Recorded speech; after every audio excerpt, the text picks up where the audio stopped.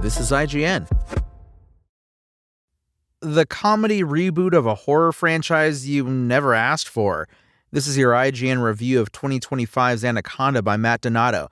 Well, Anaconda must not have buns because I don't want none of what Sony's funny first reboot is laying down. The youths know who Sir Mix-a-Lot is, right?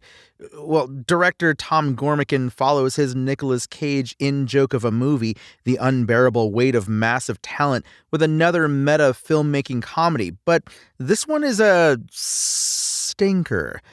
It's concept over execution, a tantalizing idea that never seems to evolve past the thought bubble phase. 1997's Anaconda is beloved for its B-movie antics, practical reptilian effects, and a menacing lean into creature feature violence. Gormican's spoofier update purposely ditches all that in favor of mainstream yucks, getting stuck in that horror comedy purgatory where neither subgenre flourishes. In the film, four Buffalo, New York jamooks stuck living their best B-plus lives decide on a whim to independently reboot Anaconda. Lifetime background actor Griff, played by Paul Rudd, claims he's miraculously secured the legal rights, teeing up a golden opportunity. His best friend Doug, played by Jack Black, is a creatively unfulfilled wedding videographer wasting his talents. Their buddy Kenny, played by Steve Zahn, could use a distraction to help stay sober. Then there's Griff's hometown fling, Claire, played by Thandoi Newton, who's newly divorced and ready for a shakeup.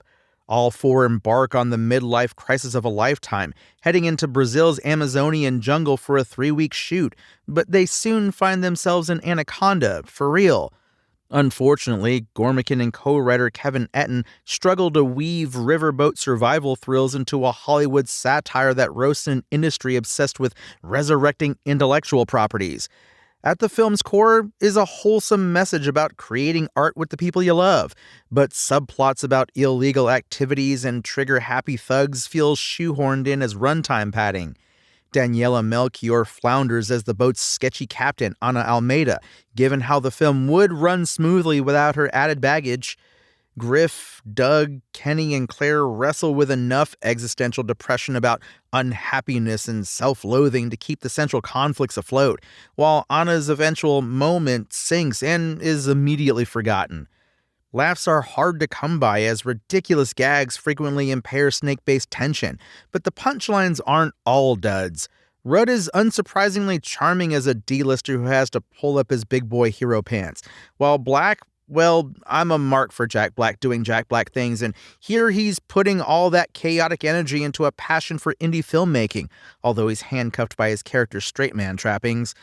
As these knuckleheads treat basic screenwriting tools as epiphanies, patting themselves on the back for adding identifiable themes, shades of King Kong like Panicked Film Crew Against Monsters or Ed Wood, low-talent filmmaker hijinks peek out. Catastrophe strikes all the time in a no-budget film set, and the film's consistently funniest as Griff and Doug play fixer on the spot. When Anaconda is about inexperienced goofballs hoping to become the white Jordan Peele, driven by blind optimism and boundless enthusiasm, there's something fleeting to enjoy. Who is this reboot for, frankly? It strays detrimentally far from 1997's Anaconda, making a mockery of the beloved Midnighter. It's also uninspiringly dry, leaning on low-hanging fruit and a script that begs for further development. The concept of what if bozos trying to make Anaconda found themselves in Anaconda is achieved at face value but hardly at full potential. For such an out-of-bounds idea, everything reads so generic. The potty humor, the back in black and kickstart my heart needle drops, the repurposed Hollywood pyrotechnics a la Tropic Thunder, it's all stock material repackaged anew. Anaconda is a disappointing follow-up for Gormican, who cannot crack the code on Sony's bewildering aquatic not really horror reboot. A cast of proven funny people are lost in a thick brush of hacky bits and ineffective storytelling, unable to machete their way through to a redeeming climax.